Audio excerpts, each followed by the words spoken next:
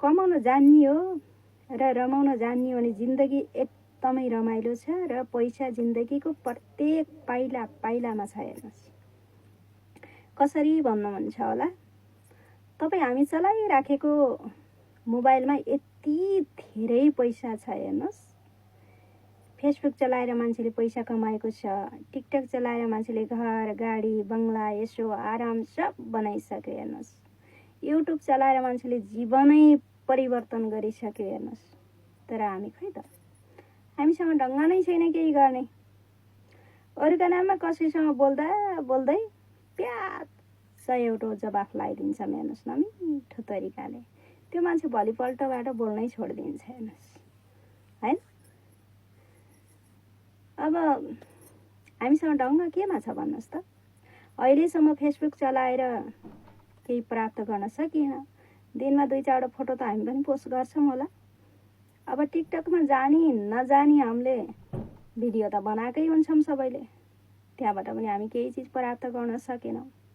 YouTube पनि बेला बखतमा गएर हेरिरहेको हुन्छौँ भन्ने सुन्थेँ कता कता। अब महल ठुलो बनाउनको लागि खाडल पनि ठुलै खन्नुपर्छ रे। हेर्नुहोस् त्यसैले गर्दा जीवनको रफ्तारमा हामी चुनौतीहरू धेरै सधैँ आइराखेका छौँ। अलिकति जीवन लामै बाँच्नको लागि र सहज हुनकै लागि हो कि जस्तो लाग्छ कहिलेकाहीँ। टिकटक चलाइराख्दाखेरि धेरैजना साथीहरूले आफ्नो भिडियो फरिमा पुर्याउन सफल हुनुभएको छ। टिकटकले सपोर्ट मलाई पनि नदिएको होइन। हेर्नुहोस् टिकटकले सपोर्ट त मलाई पनि दिएको हो, तर म आफैले धेरै पाउने आशमा त्यो भएको थोरै सपोर्ट पनि गुमाइसकेर मात्रै। हेर्नुहोस् त्यसैले तपाईँहरू कसैले पनि त्यो सपोर्ट चाहिँ नगुमाउनु होला, कुनै पनि गल्ती नगर्नु होला।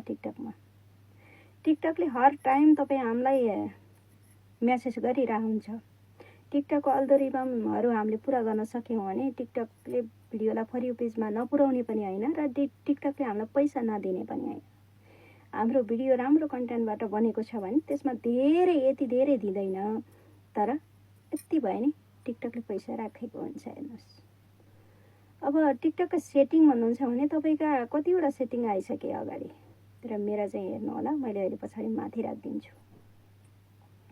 धेरै सेटिङ क्रिएटर इन्साइट सर्चसम्म दिएको छ मलाई, तर मैले त्यसलाई चलाउने कसरी हो ममा त्यो क्षमता छैन। हेर्नुहोस्